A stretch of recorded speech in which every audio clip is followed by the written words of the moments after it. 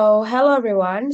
In today's presentation, our group will talking about rational actor model in the study case of Ganyang, Malaysia. Our group consists Yolanda Junika, Salma Ammatul Firdausa, Bryliant Putri Zahra, Nadia Shofwa Rahmah, and Aprizal Rahmatullah. Before we dive deeper into the topic, we need to know the background of the study case. In the 1961, there was a plan of Federation State of Malaysia, which consists of Malaysia, Singapore, Sabah, Sarawak, and Brunei. At that time, Sarawak and Sabah is still be part of Borneo Island, which is Indonesia. So the Federation of Malaya sparks a territorial dispute that later on led to Ganyang, Malaysia. In this case, we will analyze further using the rational actor model to know the both perspective from Indonesia and Malaysia. Okay, so the national interest, 3S, sovereignty, survival, and security. His sovereignty is centered on the Federation of Malaya, Singapore, Sarawak, and North Borneo, now called Sabah, under the direction of President Sukarno. Indonesia opposed the creation of Malaysia, claiming it was a neo-colonial state that went against the principles of self-determination. And then survival, the conflict was viewed as a fight for the existence and unity of Indonesia. President Sukarno thought that Malaysia founding was a British-led attempt to split the Indonesian archipelago and weaken Indonesian authority in the area.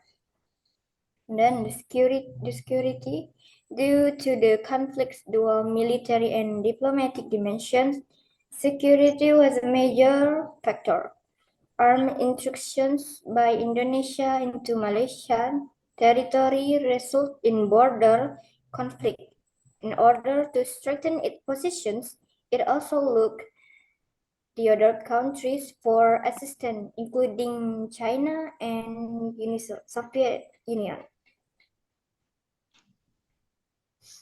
The Indonesia-Malaysia conflict came to an official end in 1966 with the signing of the Bangkok Agreement. The signing of this agreement marked as the escalation of hostilities and commitment to a peaceful.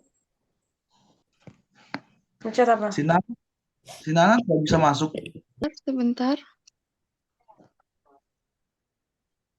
Belum, Beb. Aku nyari file dulu aku.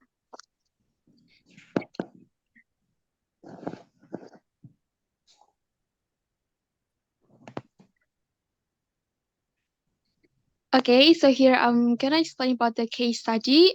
So the Ganyang Malaysia War took place between Indonesia and Malaysia in 1963 to 1966.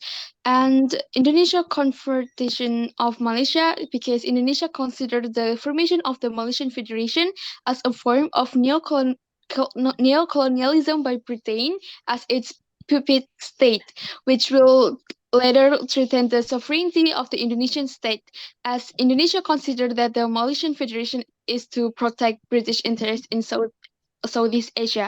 And this confrontation ended by the agreement of between two nations in order to preserve the equilibrium and resolution relations between them was made during the Bangkok conference, and 2 days later a peace deal was formed on August 11, 1966, after the conflict's bloodshed has ended in June. And according to the deal, Indonesia and Malaysia will put an end to their hostilities and look for a diplomatic way to resolve their territorial issue. And the war diminished, and Malaysia continued to rule the Tabau area. Thank you. Oke, thank you. Jadi kayak ini udah ya, aku stop recording ya. Coexistence between the two countries. Okay, next will be explained by Ichal.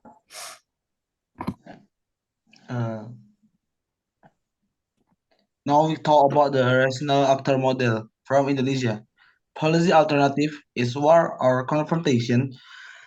The benefit is Indonesian military power began to be respected by the foreign world, and the cost is warrior who died on the battlefield and can make a trigger of the failure of the domestic economic policy.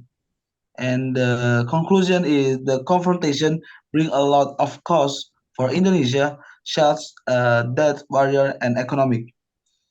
And number two is the signing of the manuscript of peace. The benefit is end of confrontation. The cause is Indonesia have probability to lose the territory of Sabah and Sarawak, and the conclusion is a peace treaty formally put an end to each country's hostility. And the last one is diplomacy. The benefit is there is a little possibility of Malaysia. The cause is Malaysia may revolt against the current course of action. And the conclusion is Indonesia diplomatic security strategy towards to Malaysia is centered on preserving amicable ties. Now we move to the discussion. Discussion in Indonesian perspective.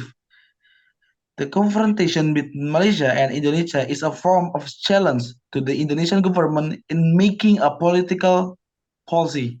As we know, there will many lose if Indonesia continues to insist on using war as an alternative policy.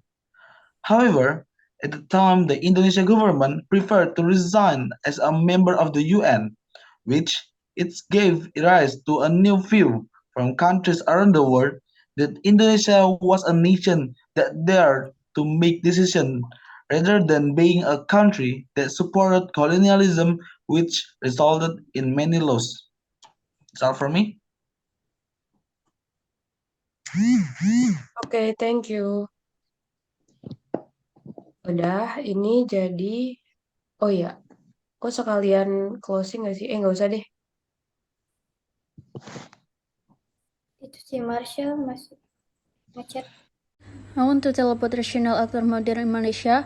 First is policy alternative establishing Malaysia Federation benefit Malaysia obtain the region of Sabah and Sarawak which are still part of the island of Borneo, and the cause Malaysia Federation explore Singapore that has sabotaged by Indonesia. And the conclusion is the policy sparked a territorial dispute between Indonesia and Malaysia.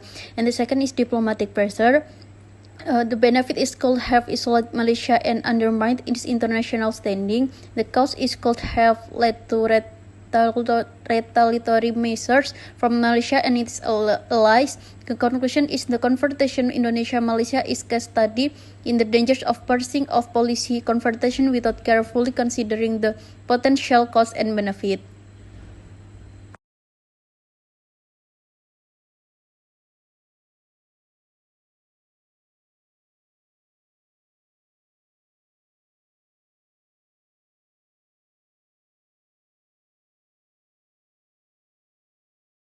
Next is policy alternative.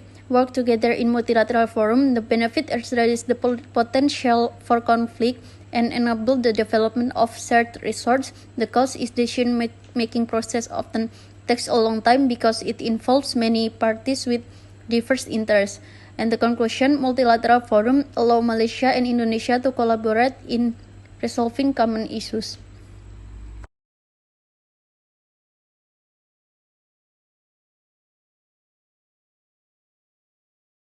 The conclusion, in Malaysia perspective, the action taken by Malaysia are action that can be said to have a high rise.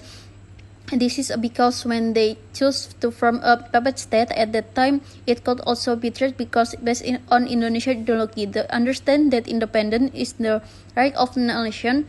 It is make Malaysia position turned.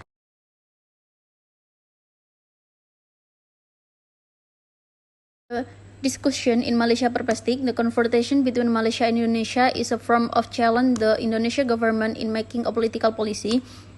As we know, there will be many losses if Indonesia continue to insist on using war as an alternative policy. However, at that time, the Indonesia government preferred to resign as a member in the UN, which gave rise Indonesia was a nation that tried to make decisions rather than being a country that support colonial, which result in many issues.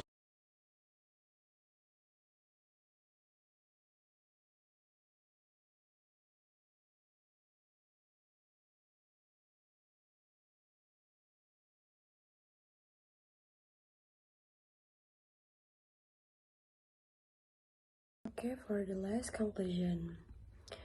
The Ganyang Malaysia dispute, which centered on the Tawau area in East Borneo, took place between Indonesia and Malaysia.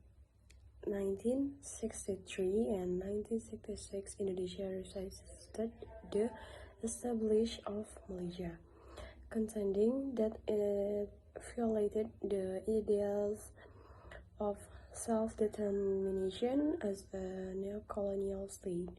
President Sukarno saw the struggle as a battle for Indonesia's survival and unity, while others saw it as a British-led effort to weaken Indonesia power and divide the Indonesia archipelago. Because of the conflict combined military and diplomatic elements, security was a significant concern. Due to Indonesia armed incursions into Malaysia territory, boundary dispute emerged, prompting the nation to look to other nations for support, including China and Soviet Union. Bangkok Agreement in 1966, which signaled a de-escalation of hostilities and the pledge to peaceful cohabitation between the two nations.